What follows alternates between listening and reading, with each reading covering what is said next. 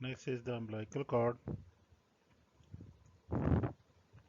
Umbilical cord is the source of oxygen, nutrition, and communication with the maternal blood with the fetus.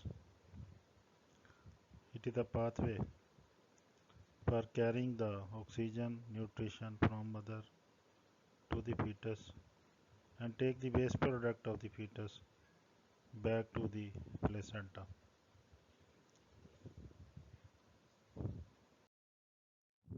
Initially, the umbilical cord is derived from connecting stalk. This one is the connecting stalk. The extraembryonic mesoderm, which derived from primitive streak, lower one third, has four fate. One is that surround the amniotic sac. This one, this is the somatic mesoderm, which develop into skeletal muscle later on. Then splanchnic mesoderm around the yolk sac. This one develop into smooth muscle of GIT and its derivative. Third component is connecting stalk, which connect the embryo with the chorionic plate. Chorionic plate is also extraembryonic mesoderm. This whole is the chorionic plate. This is the extraembryonic mesoderm. This whole one. It is the fourth component of the extraembryonic mesoderm. First is this somatic. Second is splanchnic. Third is connecting stalk. Fourth is this chorionic plate. This is also extraembryonic mesoderm. This extraembryonic mesoderm, which initially formed this connecting stalk, later on it is the invaded by two tubes, the yolk sac with its vitelline duct or omphalonteric duct. Second is the lentois. Two tubes, they are penetrate into the umbilical, this connecting stalk. And extraembryonic mesoderm, this one, which is the connecting stalk, which is made up of extraembryonic mesoderm initially, that change into two things while converting into umbilical cord. Number one is the umbilical vessels, arteries and veins. They are said to be derived from the allantois mesoderm. Allantois, which is lined with mesoderm, that change into umbilical arteries and veins. Second is this change into connective tissue, jelly-like substance surrounding the blood vessels. Name is given Wharton jelly. So umbilical cord has the four things. Number one is the yolk sac with its connecting stalk, vitelline duct.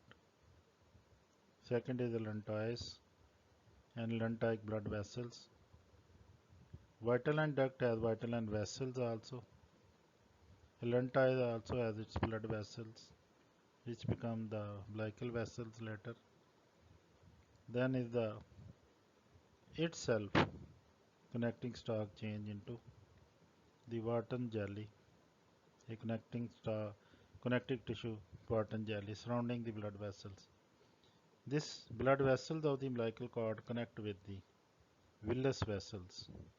Villus vessel then connected with this chorionic vessel. Chorionic vessel run whole chorionic plate change into the ring-like, just like ring vessels, which receive from various places the villus vessels from various villi.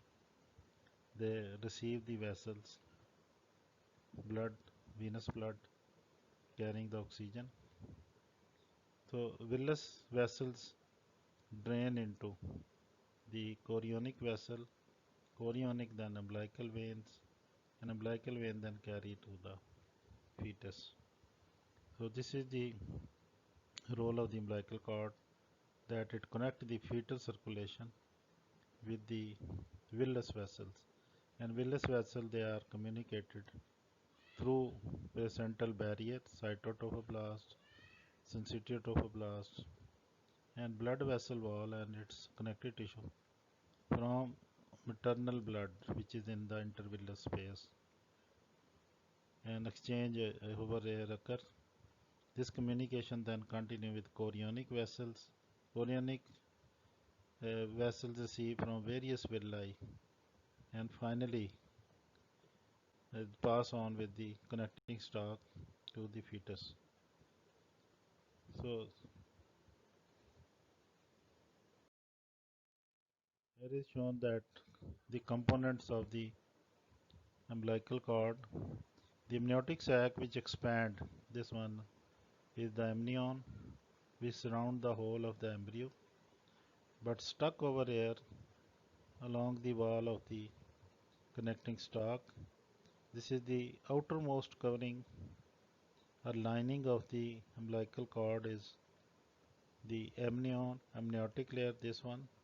Similarly on this side, this is the amniotic layer which surround the whole of the umbilical cord, in which by folding of embryo we have already described this yolk sac with its vitelline duct and with its vitelline vessels is communicated with the midgut by this connecting stalk. This yolk sac later on disappear or regresses vitelline duct that is communicating with the umbilicus with the midgut, and it is left as a small diverticula. Its remnant name is given Meckel diverticula, and importance of this is it is just like a blind tube like appendix and persist around the umbilicus and may lead to inflammation or swelling, and that is the name is given Meckel diverticulitis. Its pain mimic with the appendix. So severe pain in the abdomen, the most important cause of the severe pain in the abdomen is appendicitis, which is in the right iliac fossa. But if the pain is severe around the umbilicus, one should think about the Meckel diverticulitis. Vitelline vessels which are surrounding the yolk sac and vitelline duct change into portal vein later on and by its union. Then is the allantois is there, which is the as shown over here. This is the allantois along with its mesoderm, splanchnic mesoderm, which change into the allantoic blood vessels or umbilical vessels later on. The connecting stalk, its mesoderm, extraembryonic, this one, that is changed into Wharton's jelly, and this jelly surround the blood vessels. Initially there is one umbilical vein, two umbilical vein, two umbilical arteries. But later on, the right umbilical vein disappear, left persist and continue to supply the oxygen. There are two umbilical arteries and one vein later on, as shown over here. This is the allantoic blood vessel change into umbilical vessels, and around that is the extraembryonic mesoderm. These are the vitelline vessel. Similarly, this intestinal loop, outer covering of the whole of the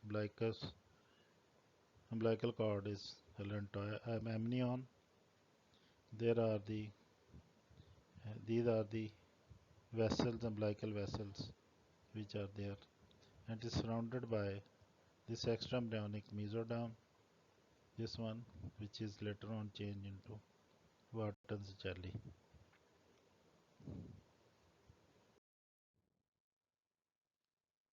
So again, the detail about that is the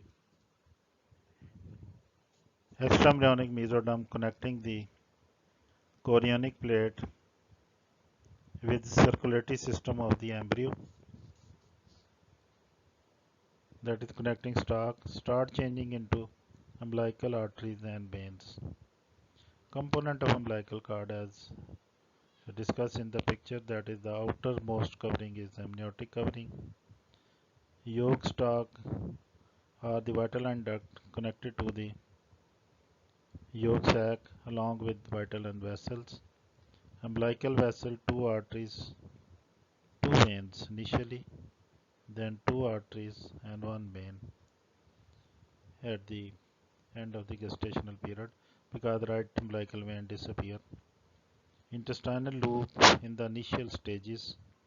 Midgut actually grow, abdominal cavity is small, so midgut herniate out in the umbilicus, and when the uh, abdominal cavity get enlarged, then it return back to the abdomen. So that name is given intestinal herniation, which is physiological hernia. That loop initially present in the umbilical cord along with the vital line duct and yolk stalk. Then is the remnant of the allantois, which is present, and rest of the extraembryonic mesoderm in connecting stalk change into Wharton's jelly around the umbilical vessel. Vital and vessel change into portal vein, whereas the umbilical vessel persists. Only right umbilical vein disintegrate. Vessels of the umbilical cord, they are twisted. The number of the turns ranges from few to over 300. It is a 300, not 30. It is over 300 due to unequal growth of the blood vessels. They are unequally grow, so that causes the twist in the umbilical arteries.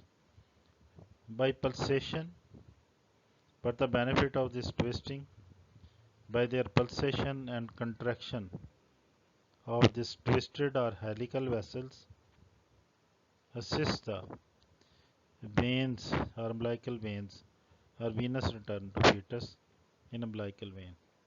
Umbilical vein, they are not twisted, arteries are twisted, so their pulsation causes the flow of the umbilical vein to the fetus. Fully developed umbilical cord, normally 50 centimeter long and 1 to 2 centimeter in diameter. Its length varies 20 to 120 centimeter. 20 centimeter is too short umbilical cord and 120 centimeter is too large or too long umbilical cord. Exceptionally, both are not favorable. Why? Because long the long umbilical cord may prolapse during delivery before the head of the fetus pass out. It may be compressed between the fetus and pelvic wall of the maternal pelvic wall. Short is also dangerous because during delivery, due to stretch, short umbilical cord separate early before the fetus is delivered, causing severe bleeding during delivery. So short is dangerous due to bleeding, and long is dangerous due to it may be compressed during delivery between the fetus and the maternal pelvic wall. It lead to hypoxia by compression, and if it remain 5 minutes, it lead to damage to the severe damage to the fetal brain. So hypoxia may occur due to long umbilical cord by its compression, and short by can cause severe bleeding. So exceptionally short or long umbilical cord associated with complications during the labor. A long umbilical cord may prolapse through the cervix into vagina. The cord undergo compression by presenting part of the fetus and mother pelvic wall that may be compressed by the between the fetus and mother pelvic wall in normal delivery. This lead to the fetal hypoxia and even death. Treatment is due to C-section. Treatment is only the best is to do the C-section. If hypoxia persists for more than 5 minutes, the neonate brain may be damaged. A very short cord may cause premature separation of the placenta from the wall of uterus during delivery.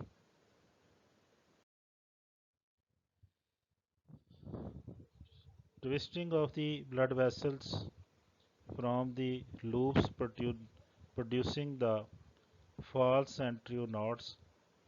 False knots are of no significance. The true knots form it it may form a knot. If the true knot is formed, false knot that just form a loop around the neck, a very loose loop. But if it's tighten, that is the true knot. That form the cord may tighten, cause the fetal death resulting from anoxia. In most cases, knots form during labor as a result of fetus passing through the loop in the cord, loop of the cord. If coil is tight, then circulation is affected. If the coil is tight, then circulation is affected. In 1/5 of deliveries, the cord is loosely looped around the neck with increased fetal risk.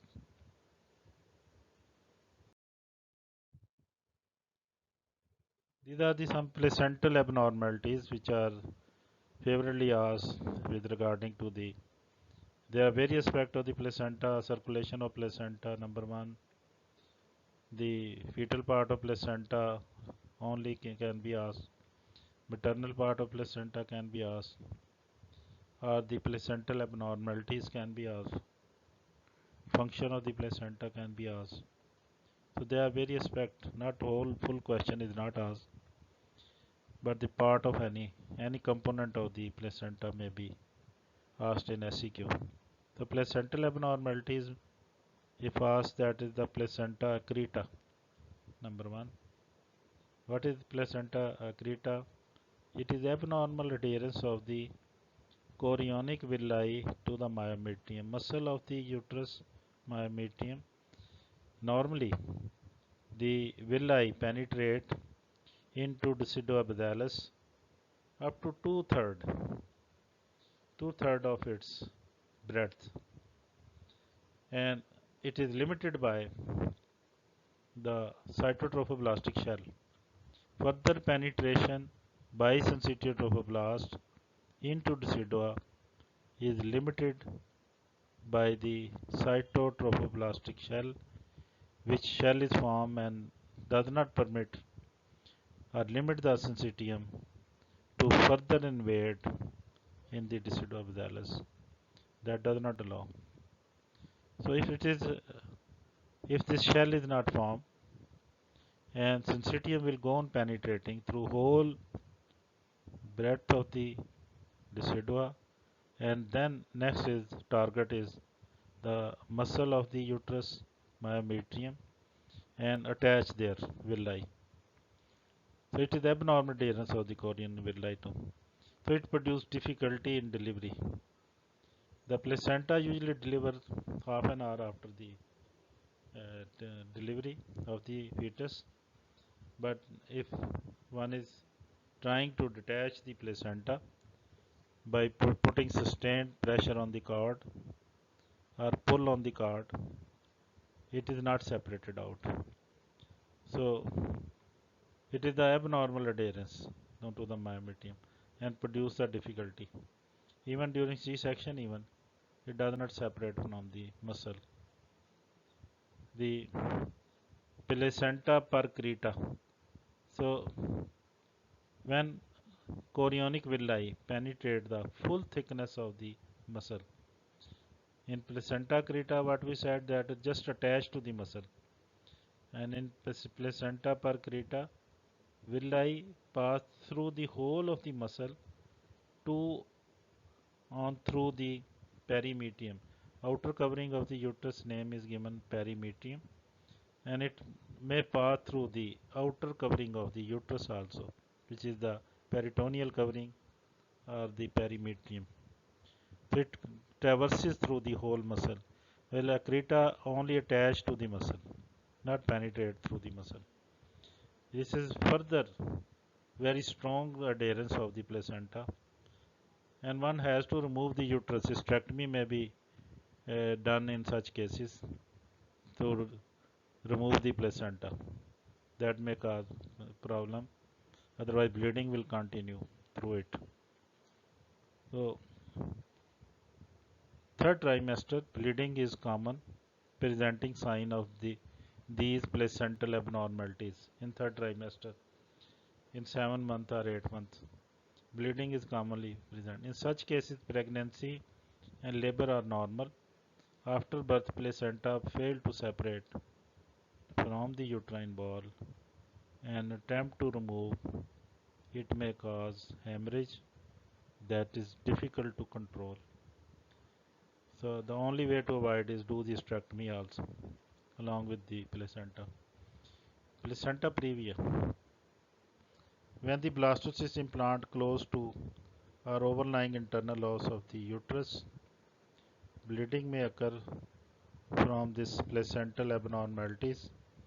Internal os, it is the covering of the cervix, that is covering the opening of the cervix. So it may occur by the placental abnormalities. Fetus delivered by C-section. It must be diagnosed before the delivery, before the this parturition. So this is the only way to save it by the C-section.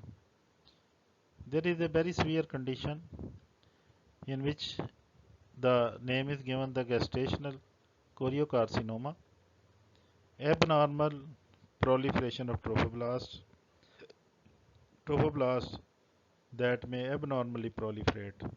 In gestational trophoblastic disease, the cells invade deciduoabithalis. Normally they invade up to 2/3 and 1/3 is left, not invaded by this villi.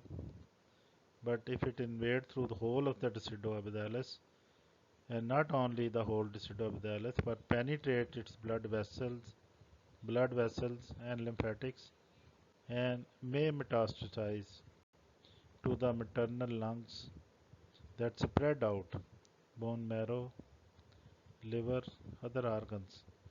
It is highly sensitive to chemotherapy and soon cures.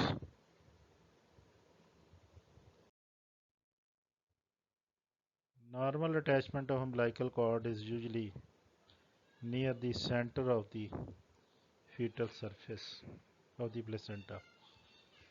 There is another condition regarding the abnormalities of the placenta is battledore placenta. If, if umbilical cord is attached at any point, that is placental margin. Margin, if there is a normally it is in the center, what we said, center of the fetal surface of the placenta. If it is on the margin of the placenta, then name is given battledore placenta. There is another name given is the filamentous placenta. If umbilical cord is attached to fetal membranes, just on even membranes which are the surrounding membranes, it is attached. Umbilical vesicle, another separate topic which is favorably asked. Write about the umbilical vesicle, its significance, and the any other important points. Umbilical vesicle is what is umbilical vesicle is the yolk sac. Previously, the name was given the yolk sac because it was said it was having yolk inside, but no yolk is in human for the which is required for the reserve food required for the development of the fetus. But it has no reserve food in it. But it receive or the filter the nutrients. Nutrients are brought from the chorionic plate, then into the chorionic cavity, then into the through the wall of the umbilical vesicle or yolk sac, that selective permeability occur, enter into yolk sac, and then given to the embryonic disc from there. It can be seen in 5th week. By 10th week, umbilical vesicle shrink to 5 millimeter in diameter. It is connected to the midgut by a narrow vitelline duct or umphallo-enteric duct. The duct which is connecting the umphallo-umbilicus with the intestine enteric duct. At 12 weeks, umbilical vesicle is very small. After this, it is not visible. Significance of the umbilical vesicle. It is essential for many reasons. It has a role in transfer of the nutrients to the embryo during second and third week. Transfer, that is the act as a semi-permeable membrane for the transfer of the nutrient to embryo during second and third week. Blood cell develop first occur in its wall.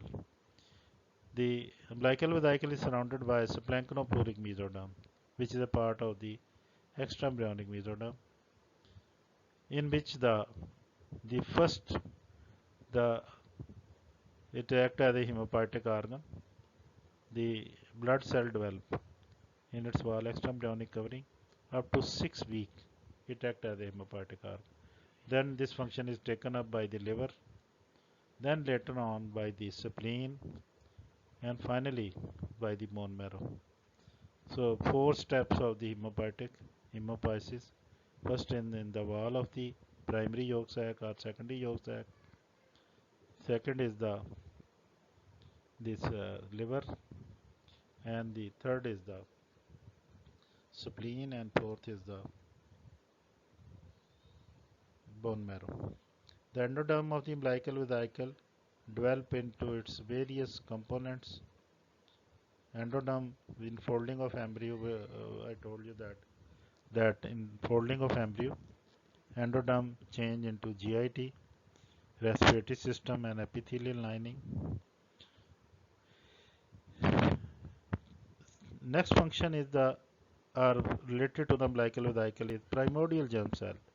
These appear in the endodermal lining of the wall of the umbilical vesicle.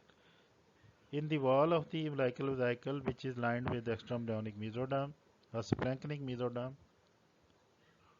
actually primordial germ cells migrate in this wall.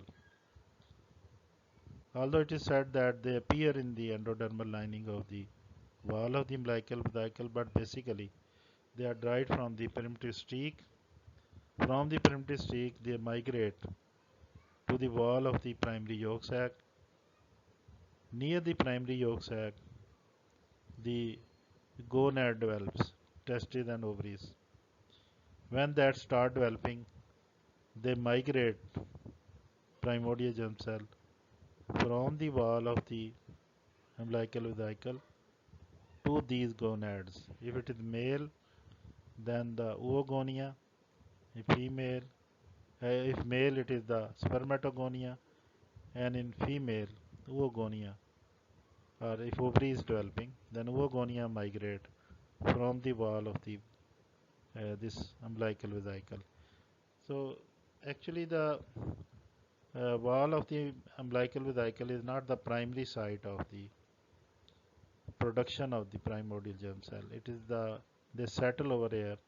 Primary site is the primitive streak. Then cell migrate to the wall of the umbilical vesicle. Then migrate to developing gonads, which develop near to this umbilical vesicle and develop into spermatogonia if testes are developing, or if ovary is developing, then oogonia.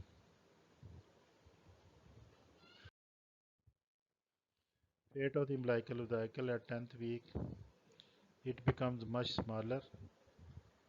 The omphaloenteric duct usually detaches from the midgut loop by the end of 6 weeks.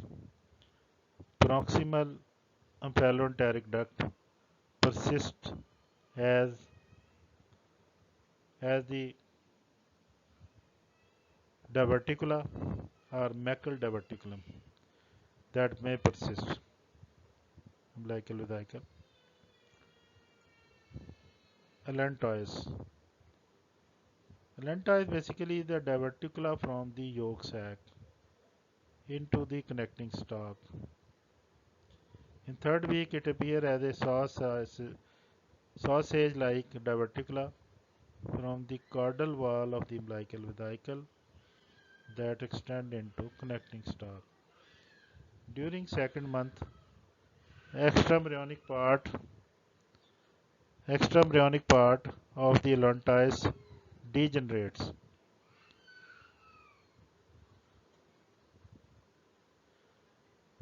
Degenerates.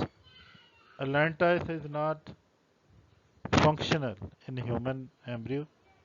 It is important for three reasons. Blood cell formation is involved during the third and fifth week.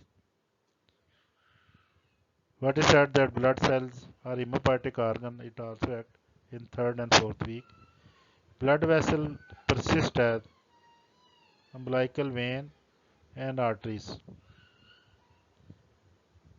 Intraembryonic part of the allantois passes from the umbilicus to the urinary bladder. Intraembryonic part of the allantois that persist umbilicus to the urinary bladder, with which it is continue.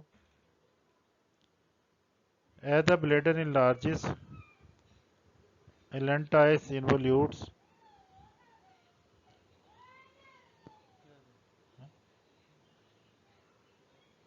to form a thick tube, the urachus. It may persist as that is the urachus. After birth, urachus become a fibrous cord. Name is given median umbilical ligament, which extend from apex of the urinary bladder to the umbilicus. Allantois actually communicate with the urinary bladder, and it act like a diverticula of the urinary bladder. If it persists, it remain patent right from the urinary bladder to umbilicus. The name is given the urachal cyst, a urachal fistula, and the urine by drop come out from the umbilicus. In a other condition is that proximal and distal part of this may that is closed down and is in central part remain patent, which name is given allantoic cyst. A cyst mass in the umbilical cord may represent the remains of the embryonic part of the allantois. Cysts usually revolve, resolve, but may be associated with omphalocele. Congenital herniation of the vesicle into proximal part of the umbilical cord.